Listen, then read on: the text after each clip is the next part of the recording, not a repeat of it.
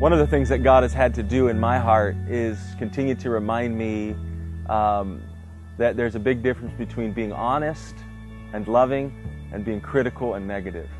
And so while I don't want to bury my head in the sand, I also don't want to carry a critical heart toward any church that's trying to love Jesus and make Him known.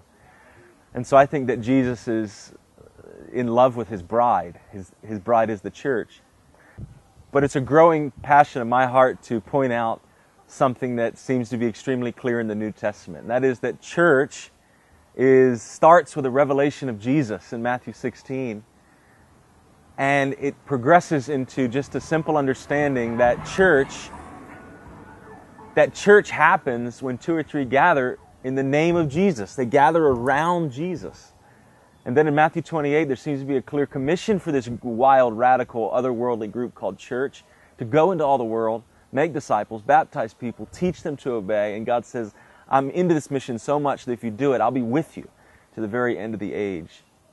And so it seems to me that church isn't a structured gathering or a meeting with a leader. It seems as though it's this body functioning together, each offering something with Jesus as the head. It says in 1 Corinthians 14 that when we gather, each one brings something.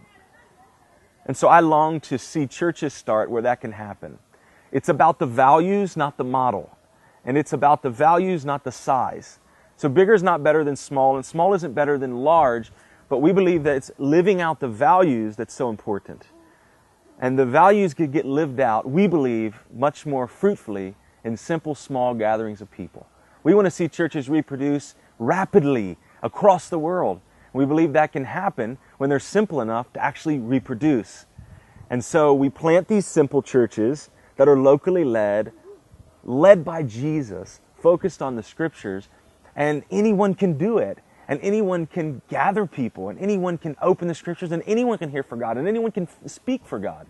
And then when that happens, and it grows out the size of the house or the shack or under the tree that they're meeting in or at, that they can reproduce into another one. And it's happening all over the world, all over Asia and Latin America, and it's beginning to happen here in Africa. And I have the faith that can happen in America, and I have the faith that people in America can leave their rows and their kind of passive role in large churches and go back home to the streets that they left and start churches in their very own living rooms that do exactly what I'm talking about. I don't know what's happening in my heart. All I can tell you is that I believe that God is on the move and that we're on the cusp of what I call a structural reformation that I believe is happening in the church, where we're going to decentralize from rows, get back into circles, where we're going to move from business and organizational to organic, cellular reproduction, family, doing life together, and we just believe that.